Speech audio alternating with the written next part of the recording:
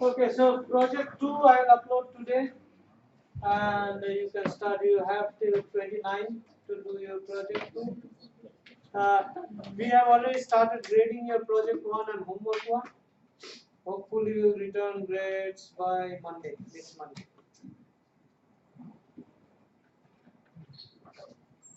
Any other questions related to homework, assignment, midterm, contents? Homework's due next Saturday? I'm sorry, the project's due next Saturday? Yes, 29. Okay, just want to make sure. It's the one already uploaded, right? What? The description of the project is the one that's already uploaded, right? Yes. I'll make it available. Can you see it? Yes. Oh, so then I'll make the link available to someone.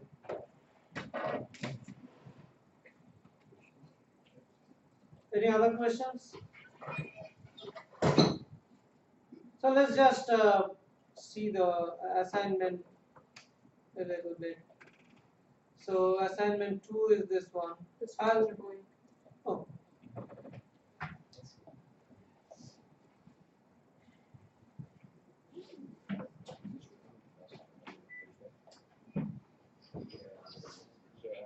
So assignment 2 is the same as the last summer project. I'll update the dates and all those things. But basically, you have a lecture that is much more simpler. You have a simpler lecture. You need to implement this grammar. So this is a context-free grammar. You don't have the real noun. You don't have base 16. All those things that you had defined before, you don't have. You have much simpler grammar. Basically, you will look for these tokens, public, private, and this equal to, colon, and so on. And the only regular expression that you need to parse is for ID. Right? That is the only regular expression that you need to parse. So previously, you needed to parse 3 regular expressions, right? Real noun, base 16, base 8, and so on. 3 or maybe more, I forgot. So now you only need to parse ID. So there is no integer, no real num, no base 16 num, base 8 num, and all those things. We are now focused on developing a parser. Now, what are the steps of developing a parser? We know we have a context-free grammar. So the first thing that we need to do is do what? Find the first and follow sets. Right? So you have to take this grammar and you have to find the first and follow sets for this grammar. And that you don't have to do it in code. You just do it in pen and paper and you have the first and follow sets. Then next, what do we do? We figure out if it's a predictive recursive descent parser. So we figure out whether if it's a predictive recursive descent parser. So we apply those 2 rules. Remember in some slide, we had those 2 rules. So you use those 2 rules to find it out. Turns out that this one is not. This one is not a predictive recursive. This one does not have a predictive recursive descent parser, which means this one is an ambiguous grammar. There is an ambiguous grammar, but you will follow the same strategy. You will follow the same strategy as in slide 42 of that particular lecture. Right? It's top-down parsing? Top-down parsing. You follow the same strategy. So you use the same first set, you check the follow sets and so on. Right? So if the first set has epsilon in it, you go check the follow set. Only difference is, wherever there is ambiguity, you have to revert back. Right? So there are ambiguity in 2 places here. You will figure out which place by doing the first and follow sets. You have to figure out. There are ambiguities in 2 or I think 3 places there are ambiguities. So what you do is on those 3 places, you have to check the follow set and you will see that the first and follow set intersect. So there will be 2 if conditions. Both can be satisfied. You don't know. So what you do is you follow one if condition. You see that if that is not satisfied, you do unget token multiple times, come back and then follow the second one. So that is the only deviation that you need. The other things are exactly same as whatever is there in slide 42. So when you start writing the code, you just follow exactly the code written in slide 42. It will work only on those 2-3 cases where there are ambiguities. In those cases, again you follow the same way as in slide 42. You go first check the first sets, then check the follow sets. But in that case, you have to have a mechanism to come back. Once you go through the first sets, you see that no, it didn't follow any rule. You come back, go the other route, other rule, right? So that is the only complication that you have in this. So what I would suggest is that whatever parser you wrote in or whatever lexer you wrote in project 1, you have to strip it down. Just keep the ID part, remove all real num, base 16, base 8, you don't need those, right? And then add some if conditions or switch case conditions. Remember you had switch cases in the first lecture. So add some switch case conditions to recognize these. Public, private, equal to, colon, and so on. Right? The only regular expression that you need to parse is that of ID. So keep that ID parser, and everything else is simple. So the lexer for this particular code will build upon from the code that you wrote in your first homework, but a first assignment, but strip it down. You remove all real num, base 16, and all those things. You also don't need to keep the num we were given either. What num? Yeah, just the original. No, not even num. Yeah, you don't even need to keep num because num we are not using. So there are some examples, right? There are some examples. So you will be given this code, and what should it output? It should output.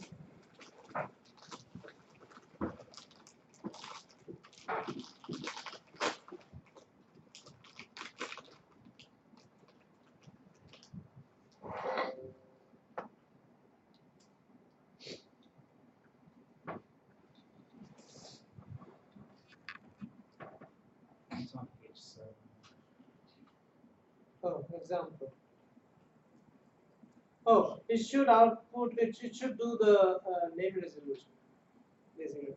So it should say that what is the scope of a particular variable, and if there are scopes that are equal, it should let you know.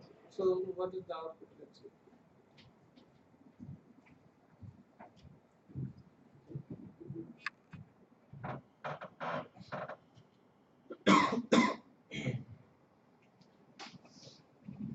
Yes, so you will have these assignment semantics, right?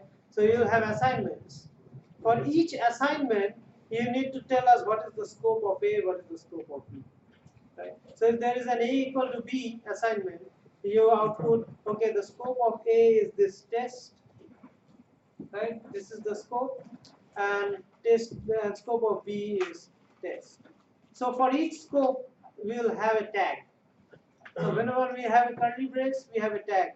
So this curly brace is test, this curly brace is nested, right? So they have a tag. So whenever you resolve, so here in this case, A's scope is test. So you take test.A, and then B scope is test. You do test.B. So test.A equals test.B. That's how you resolve the scope. So that is the first output. So for each assignment, so you have here 1, 2, 3, 4, 5, 6.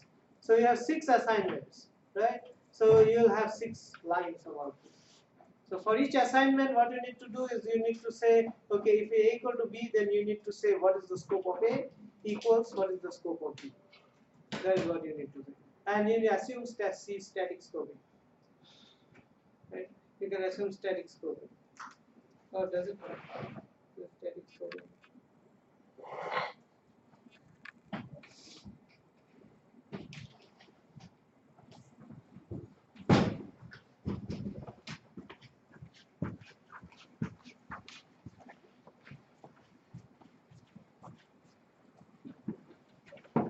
Oh, so scoping rules are already here, given here, scoping rules. And if you go through the scoping rules, you'll see that this is a static scoping. Right. So follow the scoping rules. So if we see, let's go through some examples.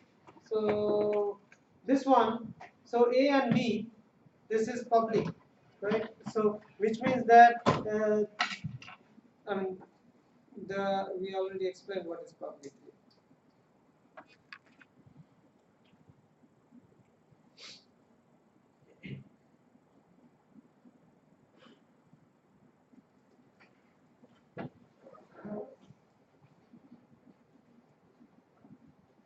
Yes.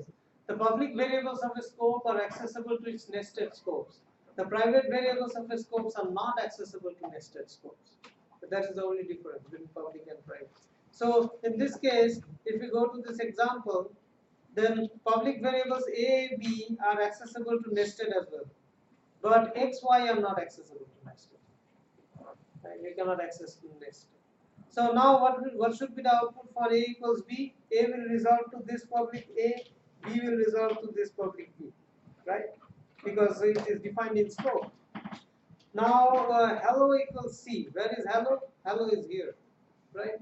So hello resolves to this public hello. So what you do is you give the name of the scope. So test dot hello, that is the scope, equals, now C is not defined inside test. So if it's not defined inside test, it should resolve to the global. And how do you do global? You put just these two columns, right? These two columns C, right? Now you come to this y equals r. R is not defined anywhere, not even public, not private, not even global. So you cannot resolve the scope of R. So if you cannot resolve the scope of R, you just put a question mark. Right? Now y can be resolved to test scope because it's a private variable inside test. You can access it, right? So that's why test.y equals question mark dot r. Right? Now you come to the next, A equals B.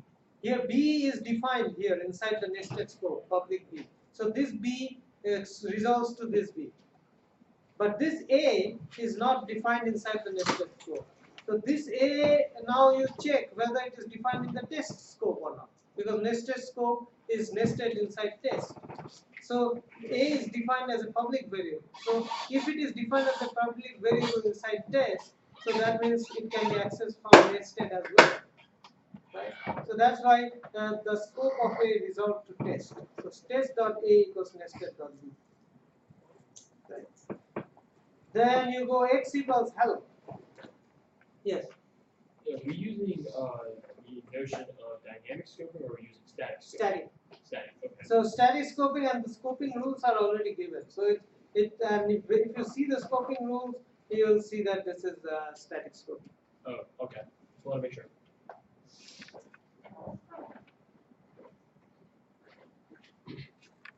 Then you go X equals hello, right? So hello is not defined inside this scope. So you check the upper scope. The upper scope is test. Inside test, hello is a public variable. So hello resolves to test.hello. But X is not defined inside nested. X is defined inside test. So possibly you could use X. But then X is defined as a private variable. So if X is a private variable, you cannot access it in nested. So then you go into the and see whether X is defined as a global or not. X is not defined as a global, so you cannot resolve X. That's why X has a question mark. Question mark dot X is equal to test dot hello. Right? And finally you go C equals Y. You cannot resolve C inside nested. C is not defined in test. C is defined as a global. So you resolve the scope of C as global. And again, Y here is not defined in nested. It's only defined in test, but Y is defined as a private. So you cannot access this in nested. So that's why you will go in question mark dot Y. That is the expected output. So this does two things. First of all, it allows you to write a parser, or it teaches you to write a parser, and also it has to do with scope resolution. Right. So now the thing is, the moment you want to do scope resolution, you should implement a symbol table. So symbol table is a stack, right? So you should implement a stack. So that is the most difficult part, I would say. A lot of people have problems implementing stack. The moment they go to implement stack, they have segmentation fault. And remember, segmentation fault is not a problem of the test cases, or it's not a problem of the grammar. It's a problem of how you write the code, right? So segmentation fault, you cannot expect them to be solved in emails. So you cannot say, oh, I'm having segmentation fault, they send an email and the problem gets solved. It doesn't happen like that. So you have to come in. You come in during office hours, you come in during dissertation, tutoring is also available. Oh, did I say that for this class tutoring is available? Right? Tutoring is available in Centerpoint, and it's from 10 a.m. to 2, right? Yes, it's from 10 a.m. to 2 for 3:40 as well as for 3:30 it's available. So you can go there and ask for help. So there you have to, so we have to actually see the code to understand where the segmentation fault occurred, because segmentation fault is solely occurs solely because of your handling of pointers, right? So we have to look into that. What is wrong? Any other questions? Yes. This one's not about the assignment, it's about the final and advanced. Is the final cumulative, or is it based on everything? It's covered cumulative, so based on everything, but it will more focus on stuff that we talk about now. Okay. But in the midterm, we didn't ask any questions on resolution. We asked questions on scoping, no? So we did not ask scoping. So scoping, resolution, we can expect questions in the final exam. Okay. Yes. So, yeah, so for the second project, you have to use the source files from the first project. Yes. But you have to strip it down. You don't need real num, base 16 num, base 8 num, you don't need. Any other question? So that takes ignore the spaces, right? This should also ignore space. That won't affect our language. I mean, that won't cause any difficulties. No, no. Here, because space is not a part of the grammar, so it won't cause any problem. The only problem is we will have comments here. So you have to write a program to ignore comments. Right? So that is one important thing.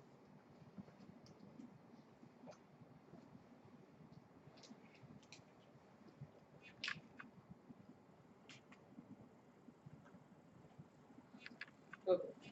Any other questions? Let's go to a new topic.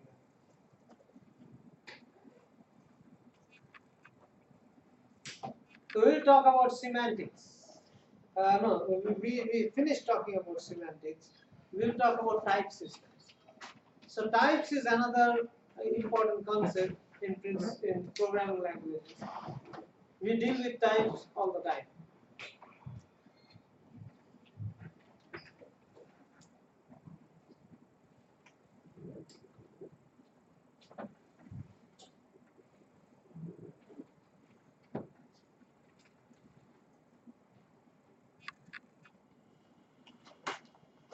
Okay.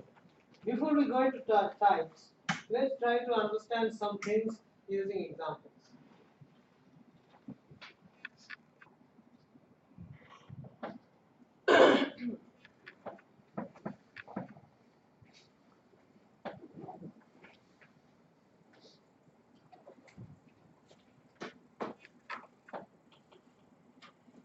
So I decided not to use the board anymore because that one does not pick up the board that good.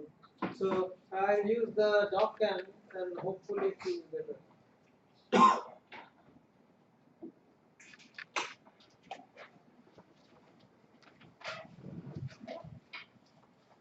So let's take some examples. Let's say you have in your code you have something like this. Int a equals 0.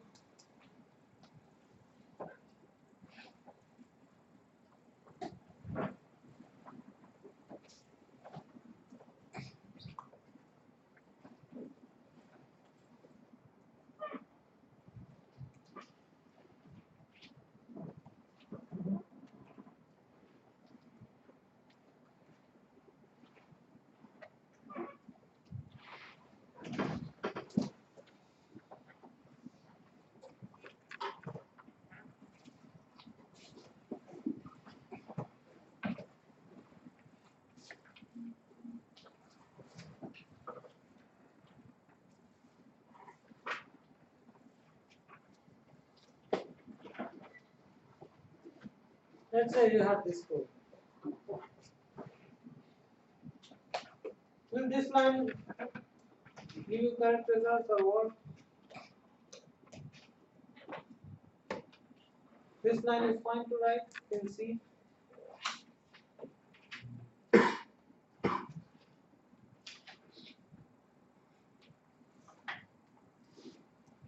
No. Is there a way to focus the number? No, it's not focused.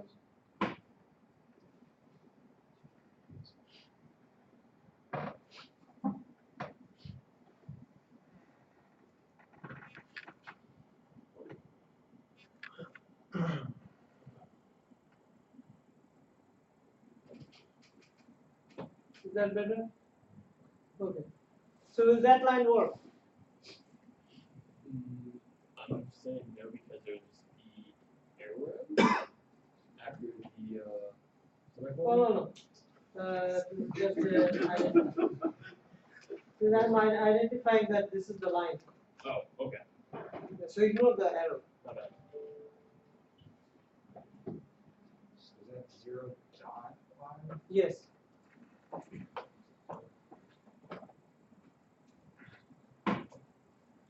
B equals 0.5. Yes, sir. Yeah. Yes, sir. It's a float. B is a float. 0.5 is also a float. Will this one work? A equals 2 multiplied by B multiplied by 1.2. Yes, it will work, but it might not give you the right number. So A is an integer. What is the output here? So B is 0.5. 2 multiplied by 0.5 is 1.0 and it becomes 1.2. So you are trying to set A, which is an integer, to a value 1.2. Does it give an error? No. It does not. But what value of A do you get? 1. You get A equals 1. Yes. C doesn't try to fill in there. There's too much. There's not enough space in it. For a double. Which one? There's not enough space in it for a double. It doesn't. Yeah. Not enough space. A double is bigger. No, which line are you talking about? A equals B plus B. So A equals 2 multiplied by B multiplied that one? So what is the question? 2, yeah. 2, yeah, it's not C. The size of 2 is small. The size of 2 is much smaller than B. So it's trying to fit something that's too large into A. That is not the reason. That is not the reason. It's not about large or small. That is not the reason. Now, that's an important question that he raised. Why is A 1? Why is A 1? Who tells me that A should be 1? The fact that it's int. The fact that A is int, yes. But who tells me that if A is int, A should get the value 1? Not 1 point. I could have gone the other way. I could have changed the type of A, made it float, and made A equals 1.2. Why don't I do that? See, for semantics, Pardon? semantics of It's not the semantics. It's not the semantics. It is the decision that you take for type conversion. So it's type conversion because the output is 1.2, which is a float, right? That's a type, float type. But you are putting it into an integer. What do? You have to define a rule. You have to define a rule for conversion. And in C, the rule for conversion is you keep A as int. Whatever 1.2 you got, you ignore the decimal, take the 1, put it in A. That is why A gets 1. It's not about the size. It's about the rule, that it's about the type conversion rule.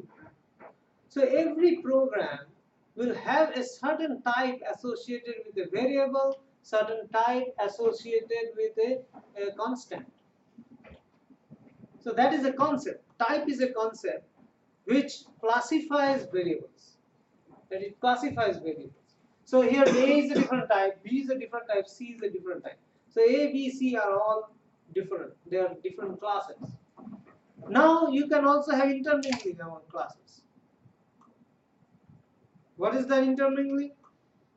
In here, a equals 2 multiplied by b multiplied by 1.2. Using that assignment, you are mixing two classes. A is an integer, b is a float. You want to mix them. Now, the moment you have mix, you have to have conversion rules. Professor, Yes, would that be an example of implicit conversion? come to that. Yes, it will be, but we'll come to that. We'll come to that a little bit later. But at this point, we just want to show some examples where which will bring out the different aspects of types. So first aspect is you need to classify. How do you classify? You have to define classification. Second aspect is how do you know that B is a float? How do you know that? That the name B is a float? Yes, so you have to go back to the declaration and see that okay, you have declared B as a float. So you have to do type inference. Seeing a name, you have to convert it into a type. So that is another part. First part is you have to declare a type.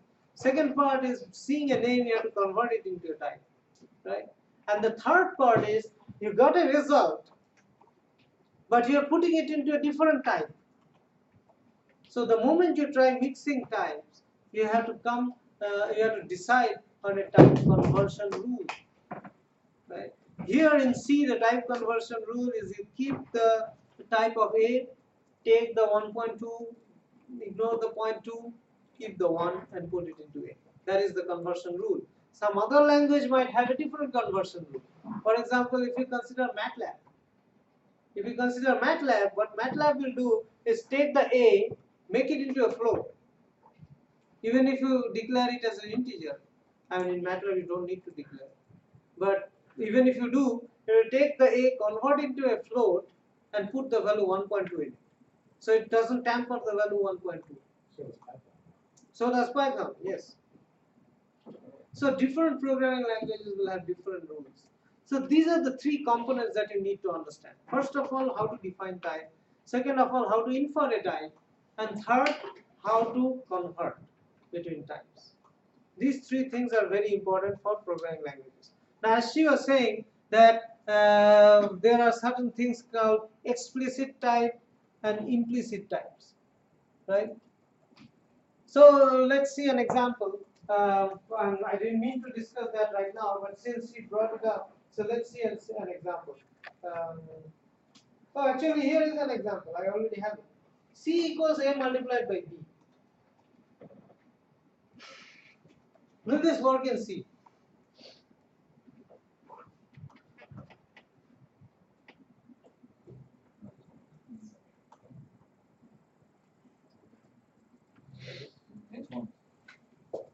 This says it won't.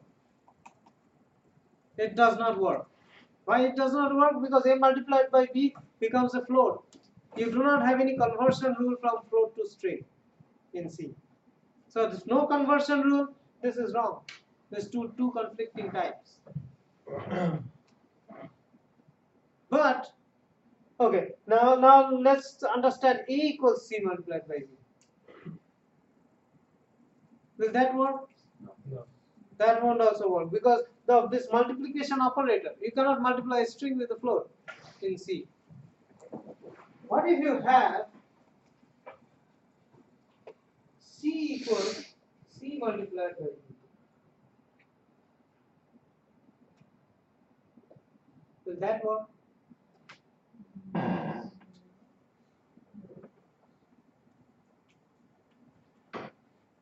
Does that work in C? Does not.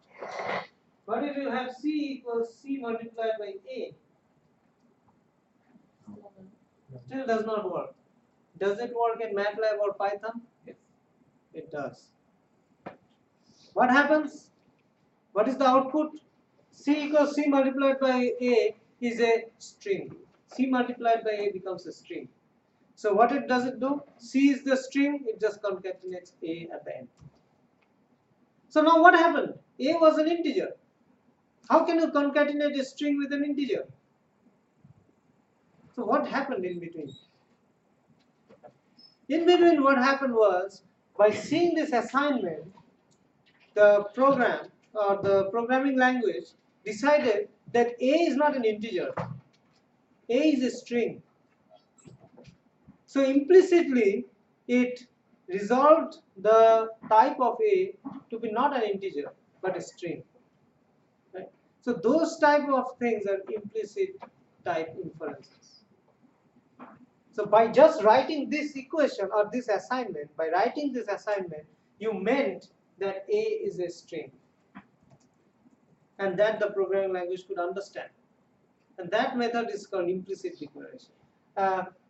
Explicit declaration is just you explicitly say that this is an integer, right? Implicit declaration is by using this assignment, you implied that use A as a string. Although I have declared A as an integer, but use it as a string, right? So that kind of implicit or that kind of operation where the programming language automatically understands that you meant that A is a string, that operation is called implicit declaration. But we will talk about that later. We won't talk about that now. So let's go ahead. So these are some of the examples, and from these examples we saw that there are three things that are very important.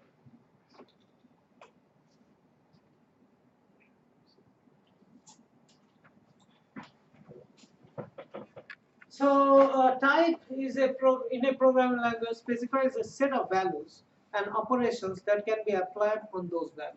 So basically types are used as classification mechanisms. You can classify different values. So a type can be associated with a variable or a constant, as we have seen in the example. Values are not necessarily numeric values, right? So 1.5 you can express type for that. But it may not be, or variables, you can express type for that, but it may not be variables or values. It can also be function types. Right? Function return values can be also considered, can be also given a type. So values is not just number, it can be function return types as well. So a type system should consist of basic types. Basic types means at the very beginning, when you are writing a programming language, you have to identify that these are some types of variables. These are default types, say integer, float, double, right? These are basic types. Then you should also give type constructors. What are type constructors? Type constructors are ways to define new types. Right? How can you define new types? For example, in C, you define structures. You define structures, and after defining structures, after the curly brace, you give it a name, right? So struct1, that is a name, and then you hit a semicolon. Then after that, what you do is you use the struct1 as the type. So that is a way for you to define a new type. So you define a new type, struct1. So that is a way, that is type constructor. So you have to have a type constructor to define a new type. Then, as I said, that you have to have type inference. So type inference means given a variable, how do you know that this is an integer or string or whatever? So with respect to type inference, there is the explicit declaration. Explicitly you can declare that this is this type. So then type inference becomes very easy. Or you can have implicit declarations, like the last example I showed. Then you also have to have type compatibility rules. So remember, we couldn't do A equals C multiplied by B because the multiply operation, two types are not compatible. C is a string, B is a float. So these are not compatible. So you have to have some rules, type compatibility rules, right? So those were not compatible for C, but C multiplied by A was compatible for MATLAB or Python, right? So these type compatibility rules can be different for different programming languages. So now let's talk about type declaration. So with respect to declaration, we'll have basic types. Basic types is what? It's included in the programming language. In the manual of the programming language, you'll find it. And it is available to any program that is written in that language. So all these basic types are available to everyone. But the type that you define might not be available to some other person. So types that are available to everybody are the basic types. Then you have type constructors. It's a way for a programmer to define new types. One simple example is arrays. right? Array A is equal to some 0, we have 4 items or 5 items of integer type. So that becomes a new type. So for example, examples of type constructors is pointers to type T, where T is a type, in star. So, or structure. Structure is a good definition, a good example of type constructor. So here you have a struct where AI is a field name and TI is a previously defined type. It's either a basic type or a previously defined type that we have already defined. Right? So the struct is another way of creating a new type. Then array is another way of creating a new type. So these are all type constructors. So where range can be single or multiple dimensions, and then functions. So these are 4 different type constructors that we are focusing on. There can be many more. There can be many more different types of type constructors, but these are the 4 different type constructors that we'll talk about. Right. So first type constructor is pointer to T. So in star A, that is in star is a type. So where T has to be a previously defined type. Either it's previously defined or it's a basic type.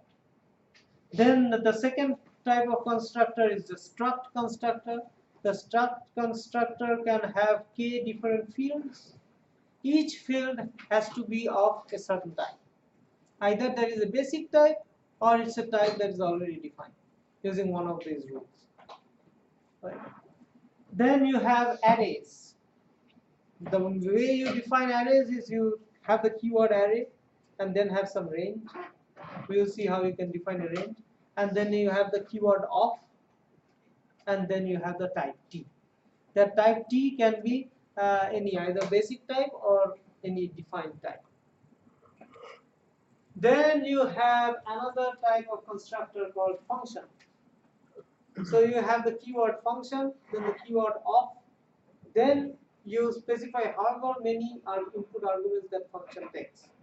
So you can only specify the types of the input arguments. So you just specify all the types, the k input arguments have k types, and then you also have to specify a return type.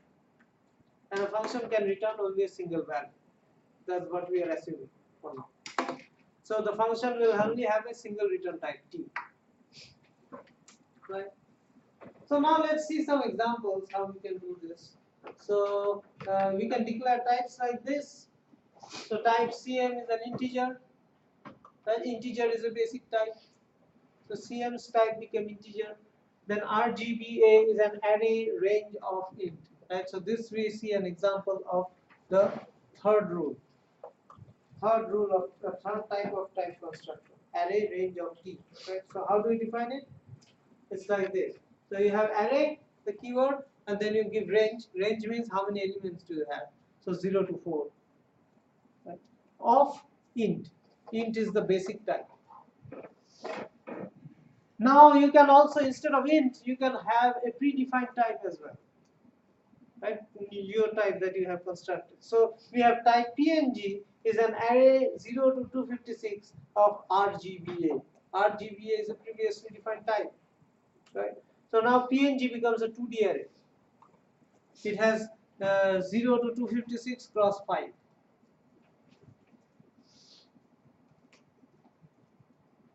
No, there can be anonymous types as well. So anonymous types is array 0 to 4 of int x. Right? So this you didn't really name that type. This type you didn't really name it. Array 0 to 4 of int. X becomes a variable. It's not a type. So x is a variable. Right? So the type is this array 0 to 4 of int. That is the type. And this is an anonymous type. So you didn't name that type.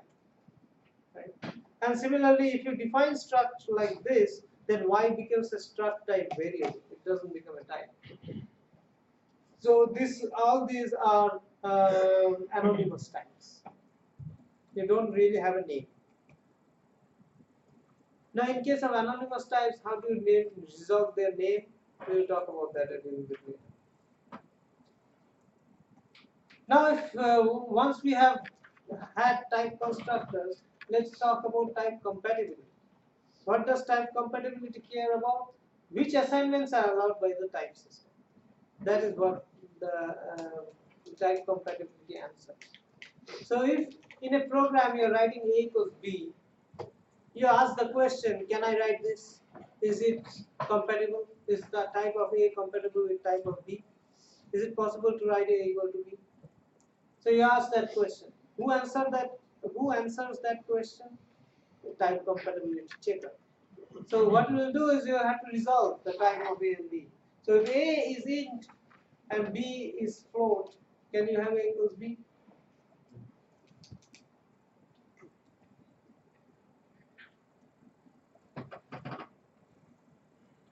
You can still have A equals B. If A is float and B is int, can you have A equals B? Yes, you can. So these are type compatibility. And then the third problem is type inference. So we have to have types of expressions or other constructs as a function of sub-expression types. Right? So what does it mean by doing type inference? Which means you have some expression, you want to evaluate what is the type of the output. So for example, A plus B. A was an integer, B is a float. Right? A is an integer, B is a float. What is the type of A plus B?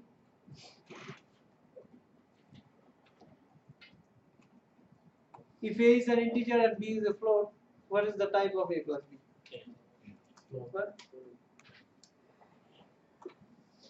What is it? What will you get in C? It has program, but C will be int, is it? Pardon? In C will be int. In C will it be int? Yeah, I think it's a float, right? What do you think?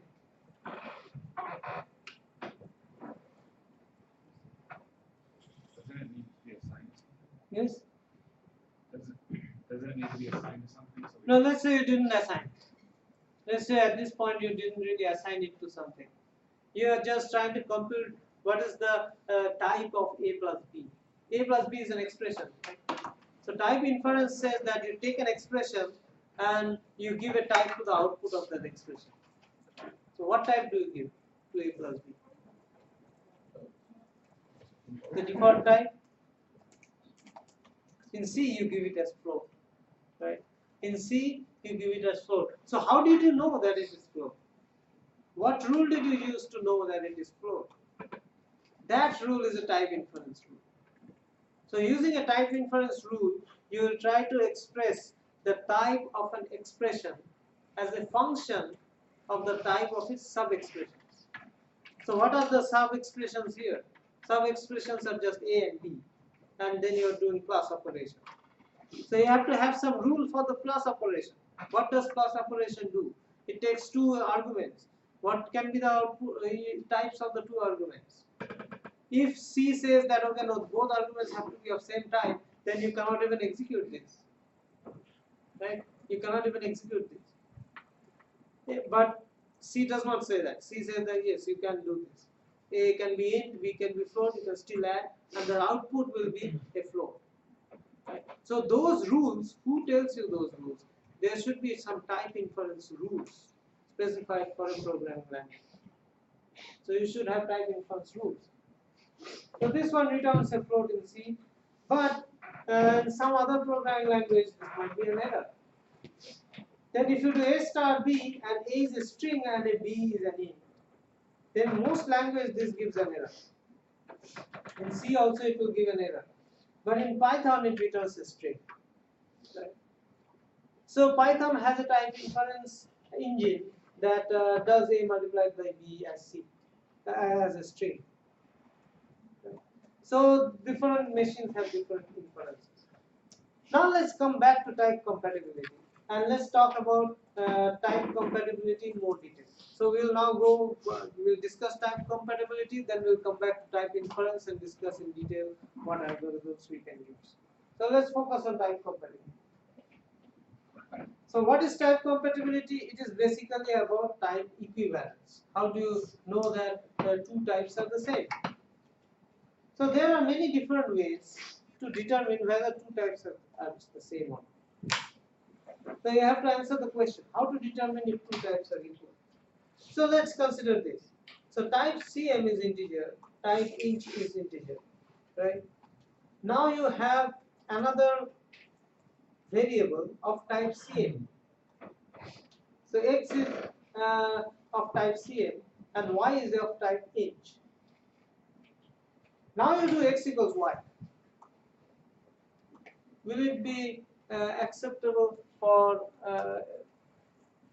some programming language?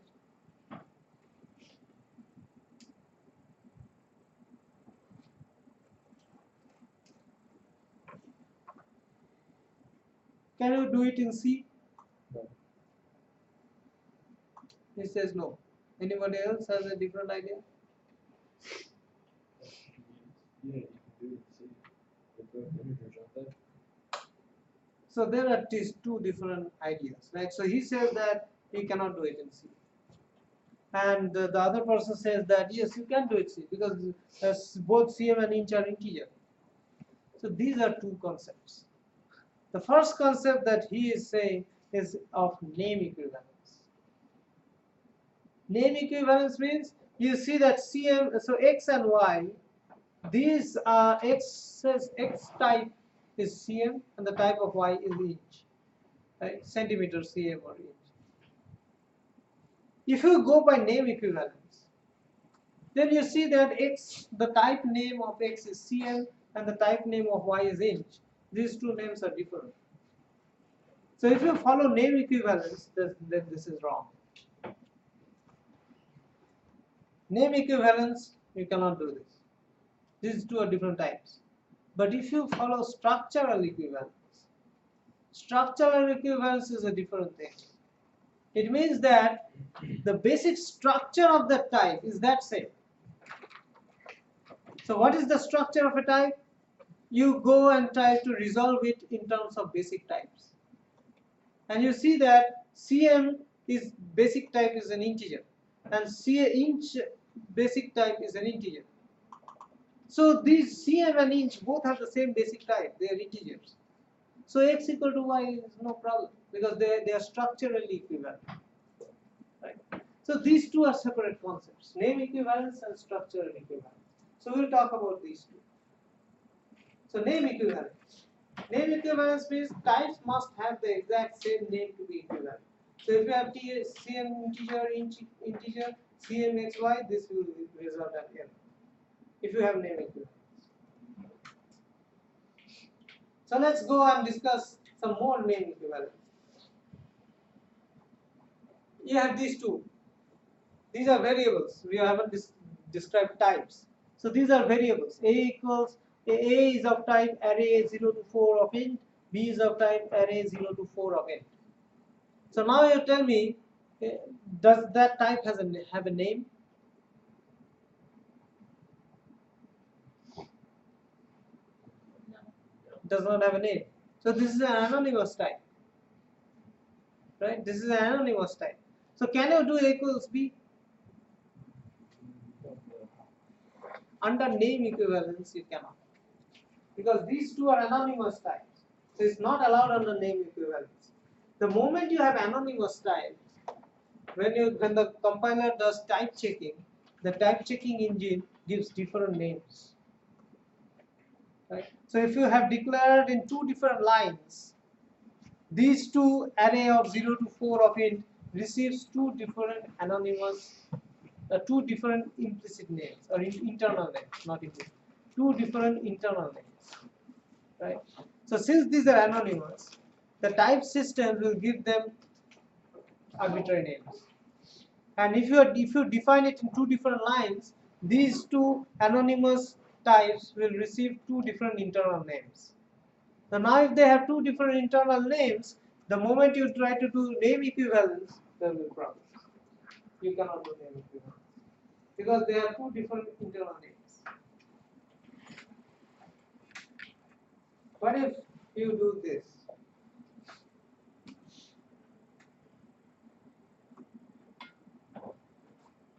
Are you saying with the A equals B questions, they're saying are they equal to each other, or are No. you Can you assigning have A? this assignment? So this is an assignment of B to A. This isn't Yes. like A equals equal. No. This is an assignment of B to A. Can you have this assignment? Is it type compatible?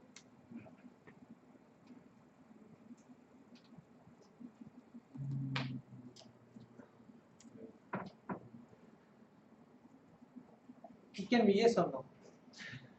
Yes. It can be yes or no, depends upon how the type system works. Right? So what you can do is, so under, if you have name equivalence, some type systems may not allow this. Why? Because for each variable they might have a different internal name to that anonymous type.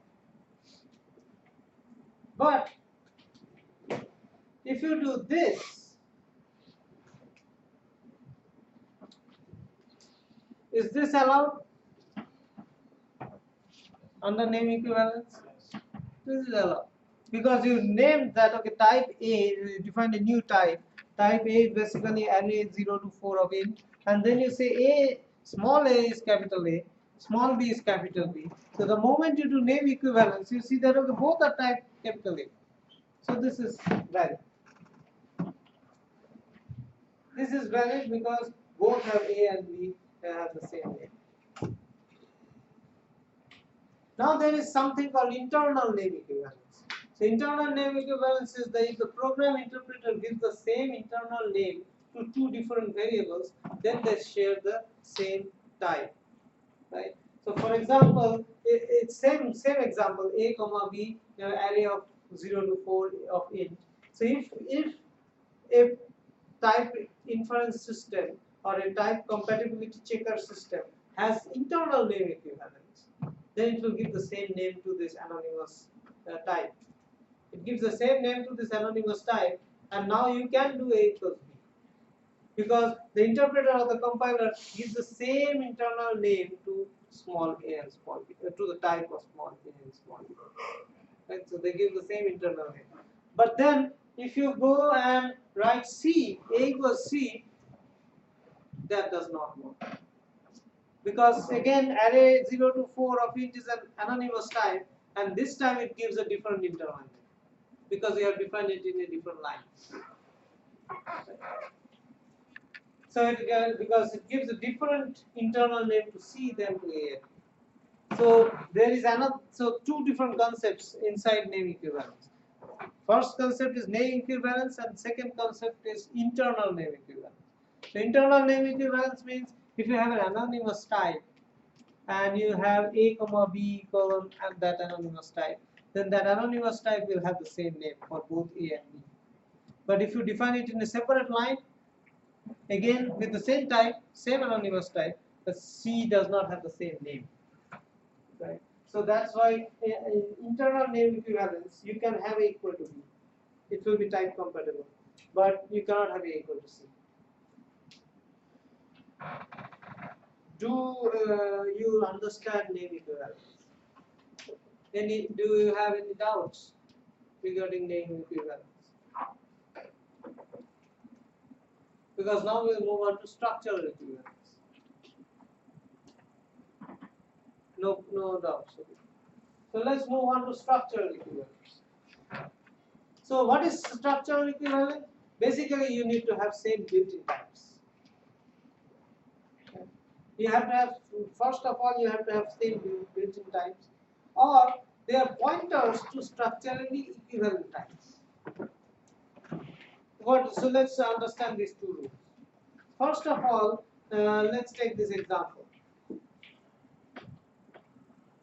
Cm to integer, int to integer, Cm, x becomes type of Cm, y becomes type of int. X equals y.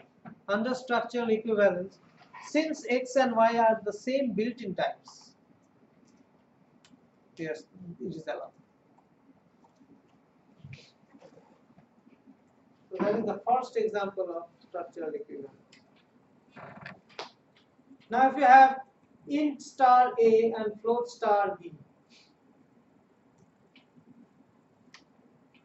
and you do a equals b, Can you do it under structural equivalence? You cannot, because A and B, or int star and float star, are pointers, yes, but they are two pointers to two different built-in types.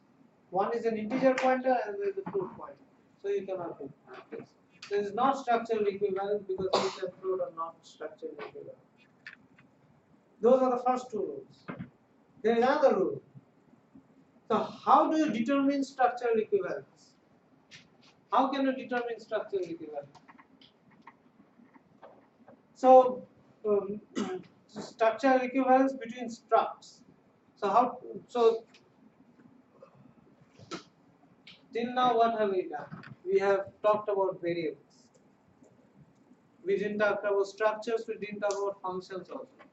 So let's talk about structures. So you have two structures, ST1 and ST2. How do you define structures? Again, you have the elements, right, inside a structure. Element 1 colon type 1. Element 2 colon type 2 and so on. That's how you define structures, right? So here x1, x2 up to xk are different elements of a structure.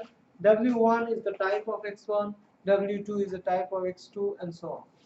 So structure 1 is defined like this, structure 2 is defined like that, that y1, y2 through yk are the elements of the structure, q1 is the type of y1, q2 is the type of y2 and so on.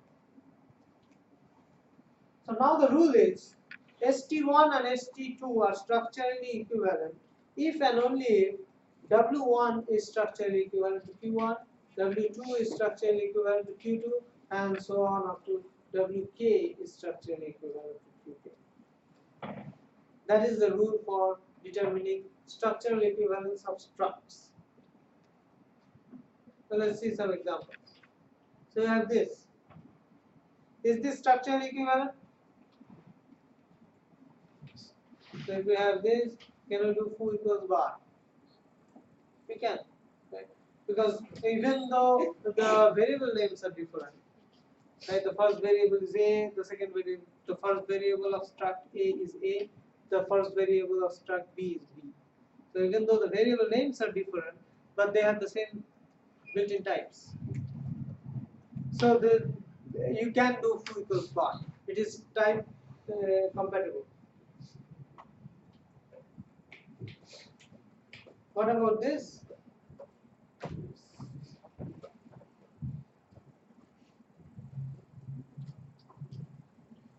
Is it equivalent? No. It's not, because the first item has a type int in struct A, whereas the first item of struct B is a float. So W1 is not structurally equivalent to Q1. So that's why you cannot have foo equals bar. So that is the rule of structural equivalence between structs.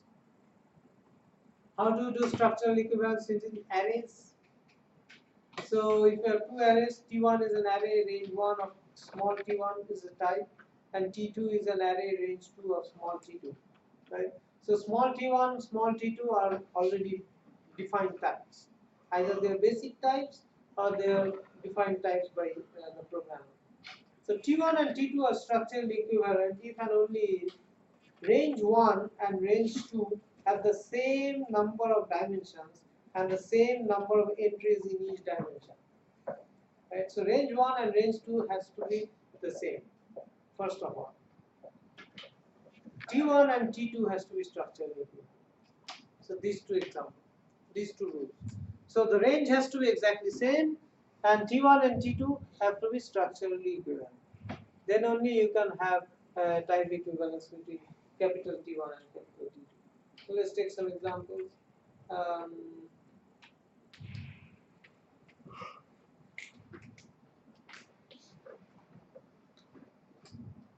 So this array equivalence is pretty easy. So if we have array, or it's a type A, is array 0 to 4 of int, and type B if array 0 to 5 of int, can we do a writing differently?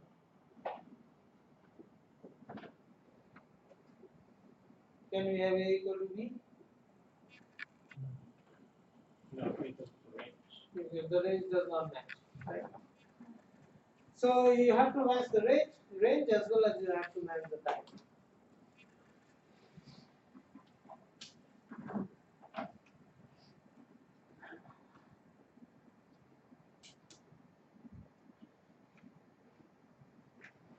Now let's determine how can functions be structured in this. So what are some reasons why we would want to identify structural equivalence of either structs or arrays? Why do we want to identify? We'll come to that a little bit later. When we have implicit type, when we want to infer types, we have to define structural equivalence. We'll come to that later. We'll discuss why we would want to find out similarities between types.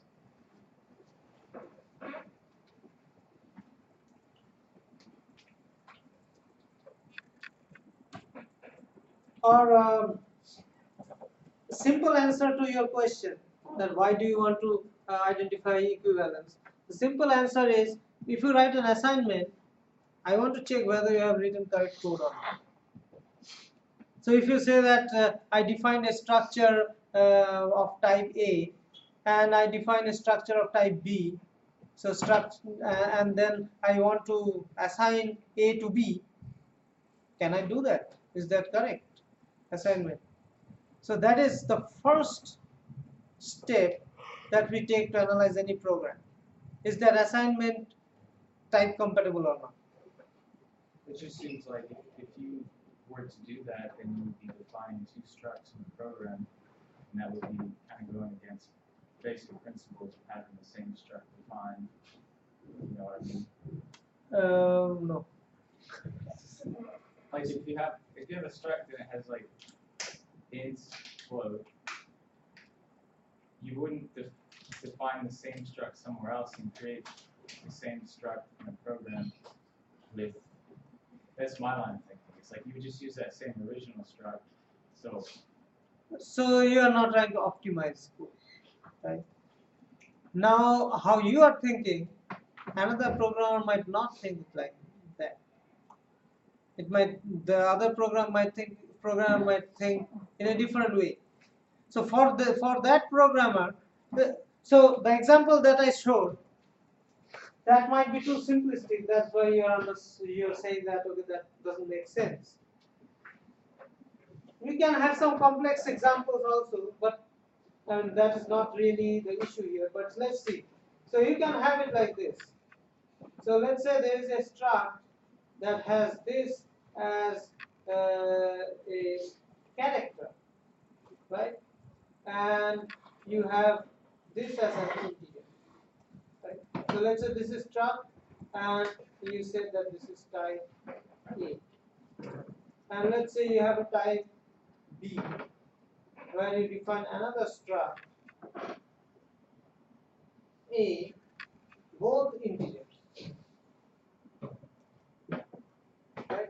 Here, these two different structs, totally different structs. You might use this for a different thing. So, for example, this struct is what? This struct, you can, let's say, you're writing some code for some banking service, right? So you're writing some code for some banking service. So this character is maybe username. Okay. This is the character username, or let's say user ID, just the user ID. And this is the integer. Maybe this is the number, or a token associated with the user, right? Now this structure is an integer. You are saying that this is the user number. User number means you have a list, right? Let's assume that you have a list. You always keep a list of all the users that you have in your system, and this is just the user number. This is just the user number. So this particular user, who has the user number Z, this might be user number 3, right? And then so this integer is the same thing, token. So you have two different representations. One is with the user name, and the other is with the user number. You might choose to use it in different ways. You can imagine how you can use these two, right? In one place you can use this integer to maybe index some table. You can use the user number to index some table, and you can use that character to display the username. So these are two different functions. Now what you want to do is you have a variable a of type capital A, and you have a variable b of type capital B. So B you are using for updating the table, and A you are using to display the name, display the username, right? Now suddenly you want to see, okay, I want to take, okay, the display whatever I have, this I want to create a new entry in the table. I want to create a new entry in the table. So what you did was you created a variable, say D. This is a new variable. This have to be of type B because this is a new entry. Now I want to make the code very easy and just write D is equal to A. If I do that, then automatically I use the conversion. I use the character to int conversion, which is ASCII conversion, right? So Z becomes whatever 56 or something, or 65, whatever. I don't really know. So maybe 86 or something. Z is 86. So this person who has the username Z gets the user number 86. So this is valid. You might want to do this, right? So some programming language should have this as valid. But if you consider name equivalence, then this is not valid. You cannot write this code. Even if you consider structural equivalence, this is not valid. So in your code, you need to check whether a structure is equivalent to another structure or not. If you don't check, then you will have this kind of code and you don't know whether this can be written or what to make out of it. Do I use the conversion from character to int or no? What do we do? So in order to make sense of the semantics here, you have to have this type checking. If you don't have type checking, you don't know what is the semantics. If you do D equals A, you don't know what to do. The D is a character, A is an int. Do I let it go or no? If I let it go, how do I convert? All these questions you have to answer. And the first step towards answering that question is checking type compatibility. That's why we are doing all this. We are trying to see how are types equivalent. Right? That's why all these are important. Does that answer your question? Yeah. Somewhat? That's a good explanation. Okay. So that's why we do structural equivalence.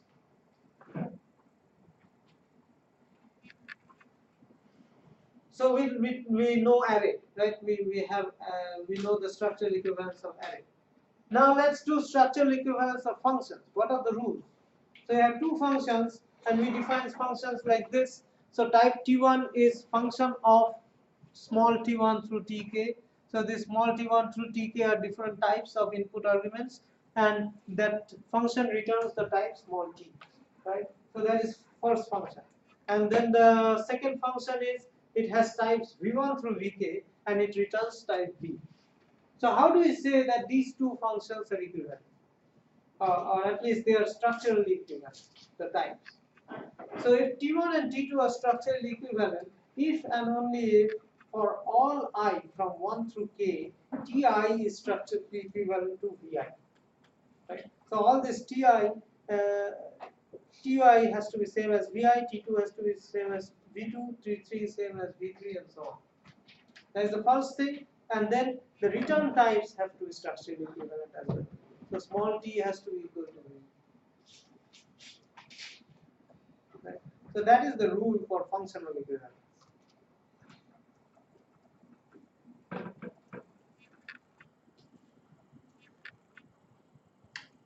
So we have talked about 5 rules. Let's just reiterate through those 5 rules, just see all of them again, and then we can go forward. So what was the first one?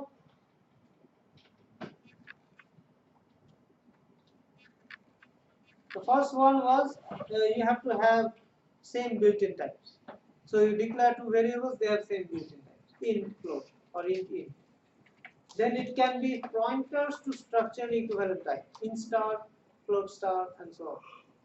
Then we define structural equivalence among structs. So how did we define that? We said that okay, if there are 2 structs, then all the fields should have exactly same types or same built-in types, right? So x1 should have the same built-in type as y1. That is, w1 should be equal to q1, w2 equal to q2, and so on. That was structural equivalence of structs. We saw some examples. Then we said, okay, a structural equivalence between arrays. How do we do that? So if there are 2 arrays, we said that the range 1 and range 2 has to be exactly same, and type 1 T1 and T2 has to be structurally equivalent, right? Then we said, okay, functions should have all the input arguments types should be structurally equivalent, and all the return types should be structurally equivalent. They may not be the same type, right? They may not be the same name. That type name might not be the same, but it has to be structurally equivalent. So now, how do we determine structural equivalence? What is the process? What rules do we follow? So the goal is to determine for every pair of types in the program if they are structurally equivalent or not. Every pair of types. So you just keep applying the previous 5 rules until the best case is reached. So base case is what? The 1, the case number 1. So what you do is basically you start applying rule 5. Then rule 5 you will see that how can you use rule 5? You have to break it down to T1, V1, T2, V2, and so on. So while you are extracting the types, or while you are checking the equivalence between T1 and V1, you can use the rules 4, right? T1 can be array, V1 can be array, so you can use the rules 4. So when you use the rules 4, you have to see whether the array types are structurally equivalent or not. So T1 and T2 again. Then while checking for array types whether they are structurally equivalent, you can use the rule 3, because T1 might be a structure, T2 might also be a structure. You check whether these two are equivalent or not. Now, while checking structural equivalence, you can resolve structural equivalence to these rules, that whether W1 is equal to W2 or not, or Q1 or not, right? While expressing those, or while trying to find out that whether W1 is structurally equivalent to Q1, you can use the rule 2 and 1. W1 might be a pointer, Q1 might be another pointer, right? So you can use the rule 2. While determining pointers, you can resolve the pointers into base types and see whether the base types are equal, right? So that's how you start from rule 5 or rule 4 or rule 3. You have, your aim is to go to rule 1. So apply all the rules 3, 4, 5, 2, apply all those things, then go to rule 1 and check whether these two are the same built-in types or not. Right? That's how you do structural equivalence. So let's see some examples of determining structural equivalence. Now there are some problems that we will go into. Maybe we can, we don't really have time. We'll see the examples next.